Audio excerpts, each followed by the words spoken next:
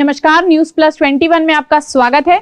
यदि आपने हमारे चैनल को लाइक और सब्सक्राइब नहीं किया है तो अभी जरूर कर लें। विगत 2 वर्षों से लगातार छोटे व्यापारी कोरोना महामारी की मार झेल रहे हैं। कहीं छोटे छोटे व्यापारियों का रोजगार समाप्त हो गया एवं कुछ आज भी रोजगार के लिए भटक रहे हैं। लोगों को अपना जीविकोपार्जन करना मुश्किल हो रहा है। ऐसे में राजधानी में व्यापारियों से अधिकतम चार्ज वसूलने के कारण व्यापारी टूट से गए हैं।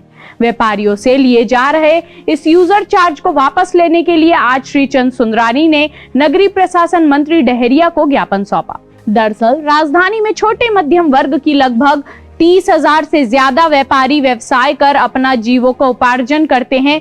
ऐसे में व्यापारियों से 7800 प्रति वर्ष यूजर चार्ज के रूप में लेना कहां तक सही है।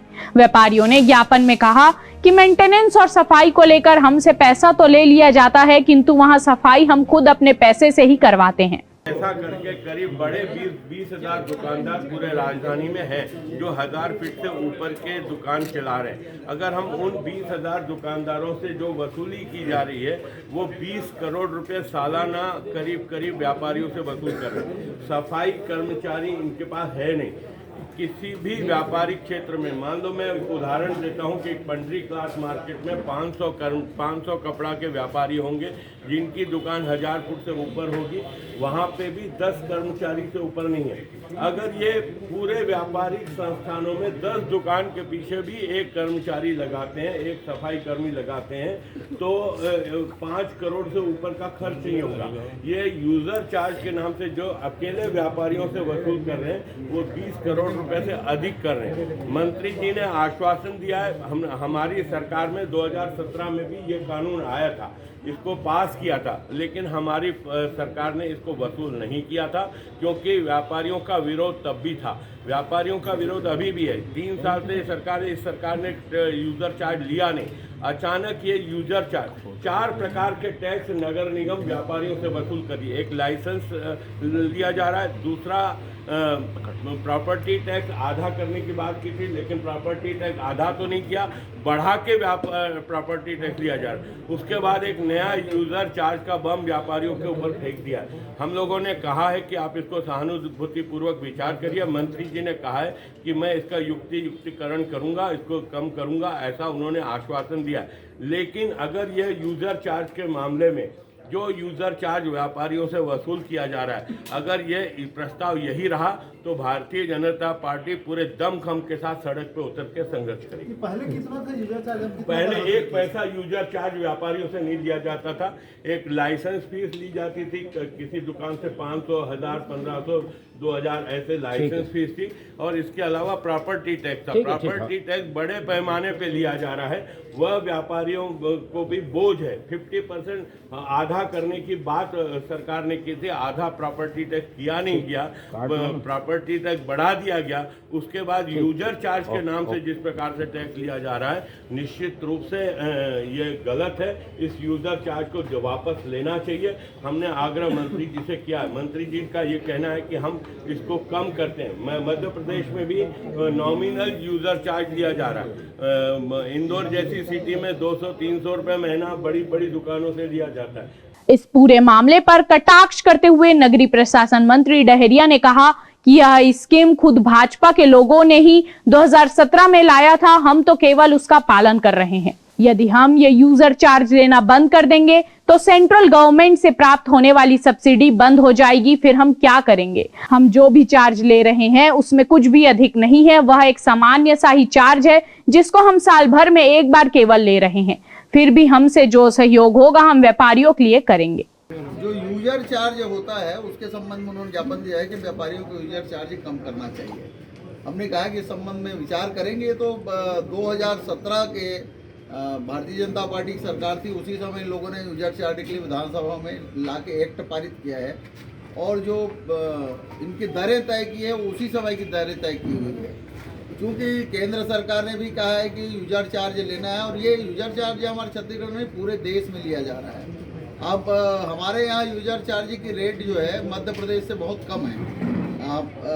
अधिकतम चार्ज जो है वो 600 से ज़्यादा नहीं है हमारे यहाँ। मध्य प्रदेश में आवासी का 150 रुपये प्रति माह लेते हैं, हमारे यहाँ आवासी का 60 रुपया ले रहे हैं, उससे सीधा बहुत कम रेट है। मध्य प्रदेश में 150, हमारे छत्तीसगढ़ में मात्र 60 रुपया।